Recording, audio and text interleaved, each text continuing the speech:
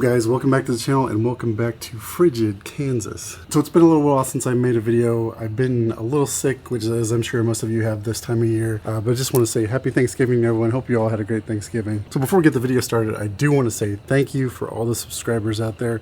Last week we did finally hit that 1,000 subscriber mark. So I started the channel a little over 2 years ago. I did take breaks here and there, especially right after we had our second child. So it was kind of a stop and start, but we did finally hit that 1,000 subscriber mark. So thankful to each and every one of you who are subscribers to the channel. So as you saw, I was just loading up some items in the X5 M to put into our storage unit. So I'm going to go do that and also going to film a video for you guys along the way. So one of the most requested videos I've had is tell us about the the things that you don't like about the X5 M. So there's very few because it's such a great vehicle, but I've managed to come up with a few and we'll talk about those in this video. Now obviously this is all just my opinion after approximately 2,000 miles with this car, just about 3 months. Also had a 2023 X5 M before this one for a year, put about 13,000 miles on that one. Most of the things I'm going to talk about also apply to that pre-facelift model as well. Now no vehicle's perfect. This one is pretty great.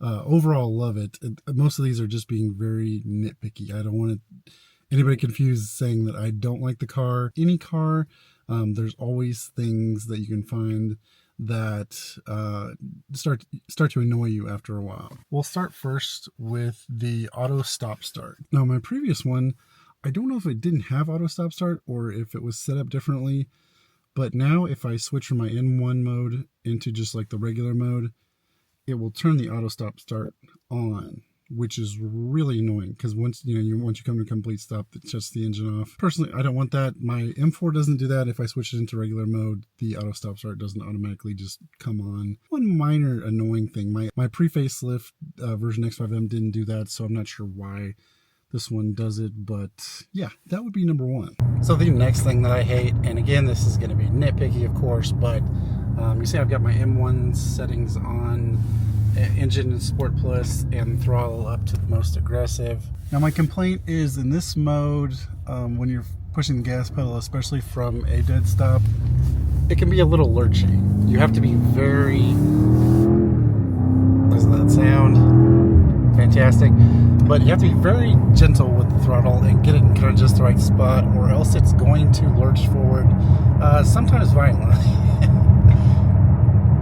Now I get it, this car just wants to go, but I feel like there's a drastic difference between the comfort mode and once you get into M1 and just the lurchiness of it when you're first like taking off from a stoplight. Now that applies in parking lots as well, or basically anywhere where you're going low speeds. So if I'm driving on the roads in M1 and I pull into a parking lot, drive through whatever, I usually just immediately switch out of M1 into the comfort mode. When I get somewhere where I'm just wanting to like putter around like a parking lot or something, that way it's not doing a lot of the lurching that I was talking about. So again, minor issue, just wish that was, I feel like this version is a little bit better in that regard versus the 2023, but I do still notice it. Minor complaint, but it would be nice if that was fixed, just so you could drive around in M1 and not have to turn it off and on. Because as I mentioned, when you do turn M1 off, you do get that auto stop start thing coming on, which is pretty annoying. I don't know what the weather is looking like where you guys are from, but here in Kansas, specifically in Kansas City, we got I'd say 3 or 4 inches over the weekend after Thanksgiving. So we've already had our first big snow of the year. Usually we don't get that until January, so it's starting a little early this year. Hopefully it's not a sign of things to come, but with things all lit up for the holidays and stuff, it does look pretty cool right now. So as you'll see in my storage unit, I do have a set of snow tires for this thing. I have not put those on yet for the year. I'm not sure if I'm going to this year. I did last year and I went out and drove in the snow maybe once or twice. So I'm debating on if it's worth it to do it. If there is snow on the ground, usually they get it cleared up pretty quick. And also if there's snow on the ground, usually we're not going anywhere.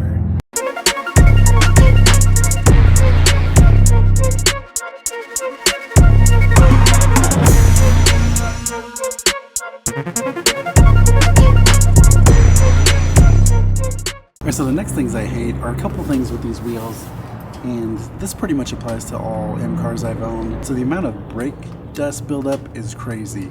I'll wash the heck out of these things and scrub these wheels for really well and get them nice and clean. 2 days later, you're not even talking like hard driving, it's going to look terrible in a couple days. It's going to be caked, especially these black wheels.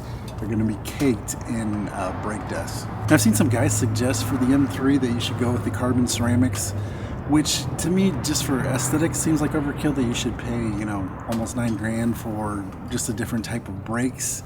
If you're tracking it, that makes total sense. But if you're not, just to not have this mess where you have brake dust covering your wheels, that seems like overkill. I get it, you can do ceramic coating and stuff to probably help out with that too. Just another thing that's a little annoying. The other thing I'll point out while I'm down here is look at this wheel gap. That's huge. In the X3 I had, it was not that bad. I got lowering springs on it and it, you know, reduced it quite a bit, and it looked 10 times better. It made a huge difference. The problem with this is if I modify this and get some adjustable springs on it, I know it'll fix it, but then I'm modifying the wife's car, which is always a bad idea. I might be able to convince her to do it at some point, but yeah, just the gap there, I feel like if you lowered it, you know, inch and a half, it would, both the ride height and how this wheel gap looks both in the front and back. I think it's even worse in the front than it is in the back. So I'm really into camera gear, and that's one of the reasons why I like making videos for this channel so much. I did get a new piece of equipment here in the last week or so. So as you guys have seen, I've had a DJI drone on the channel from pretty much the beginning. They made videos on it. It was a DJI Mini 2. They have an upgrade version, which is the DJI Mini 4. Which I just got. So this is very similar to the other drone I had. The main difference is this now has obstacle avoidance. My other drone, I ran into a tree before. This one is supposed to be able to avoid that. This also has active track, so it should be able to track either a person or a vehicle. So we're gonna try that out and see how it looks.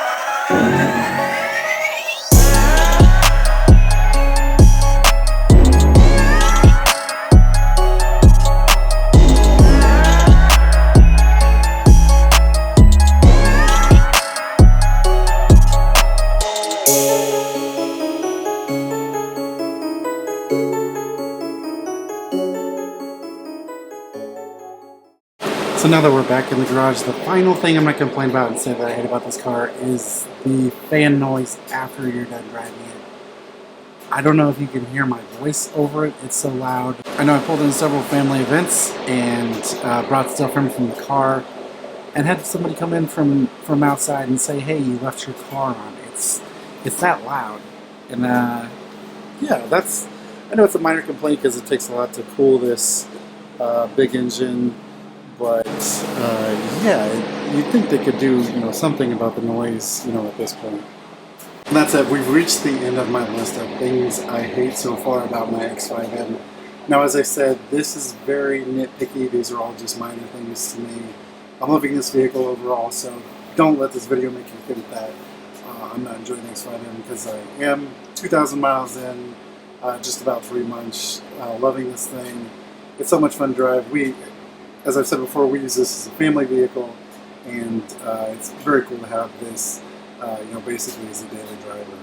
Alright, as I said, that's going to wrap things up for today's video. Be sure to tune in for the next one. Thanks, as always, for watching all the way through. If you guys have any other video ideas or anything you're curious about the X5 M or the M4 or the Porsche, be sure to let me know in the comments, and I'll catch you in the next one.